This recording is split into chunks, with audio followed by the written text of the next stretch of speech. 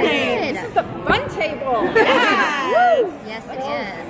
Yes, let's do it. We are ready to party, except I have a sad question for you first. Oh, no. That you probably can't answer. Okay. Was that you in the hospital bed that Scott kissed on the forehead? Do you think that was me? Yes. It looked like your hair, I thought. Who else could it be? Well, we had thought maybe it could be Malia also, and there's not really a lot of ladies left. It's a little blurry. It is a little blurry. We'll have to see. It's good dancing around that question. Strong work. Thank you for the dance. Also, you all did a great job moderating that panel yesterday. I loved all of your little notes. Well, thank you. Yes, It was we great. tried to work on it. Yeah. And Tyler was saying this earlier when we were doing another interview. To be in that huge hall and for it to be so quiet, it seemed like it was really quiet. Was it as quiet for you guys? Everybody was just Everybody listening. was, it was like listening. bated breath. I Yeah. was like, we are boring them. No.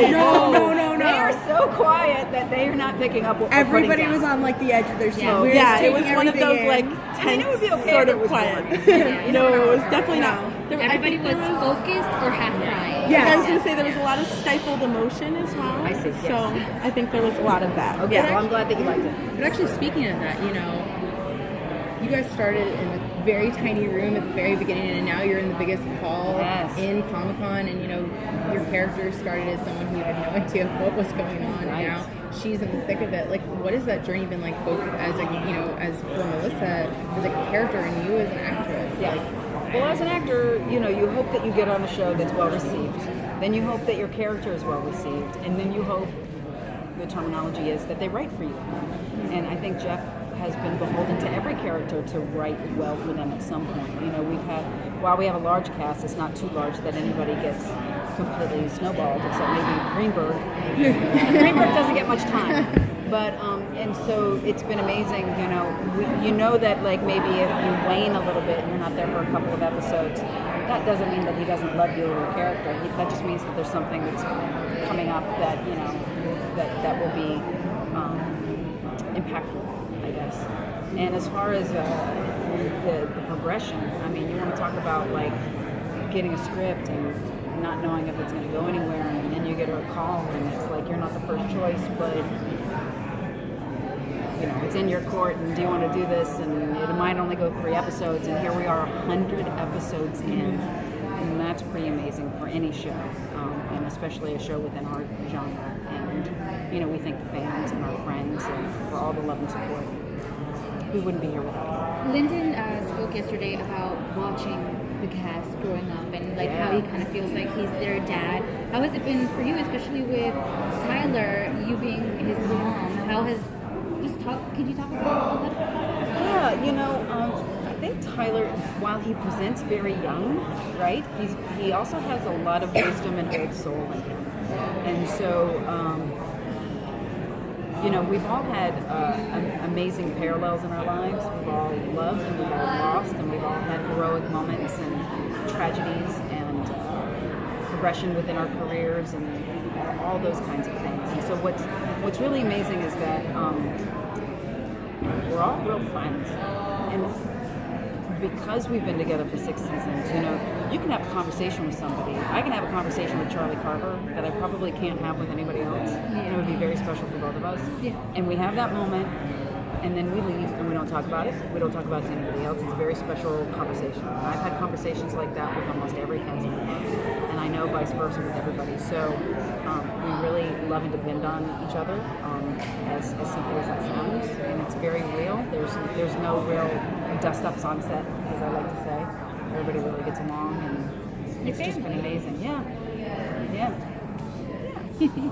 You kind of have to play a little bit of that with fandom as well. You're so good interacting with the fandom, and because it skews a little bit younger, and they all tend to call you mom. Yes. Do you ever find yourself in a situation where you're like, this is so difficult for me being semi-removed from it, but being looked up to in this way? I don't find it difficult. I find a great responsibility in it, and I take that very seriously. Like it's only been pointed out over the last couple of years that that both Lyndon and I are a little bit more active than maybe some of the other cast members, and that's because I think. I know that not everybody tells the truth on Twitter or on the Instagrams or on the snaps. Some people can be a little bit more dramatic or whatever. But when a perceived child is going through something and they say something to you, what am I going to do? My mom just died, or I feel like nobody loves me, or I just came out to my dad and he hasn't spoken to me for a week. Like, I find those moments, I want to believe that they're truthful, and I find a lot of responsibility when somebody's typing that in 140 characters because maybe they don't have anybody else to talk to. So I want them to know that somebody out there is listening. Yeah, it's awesome.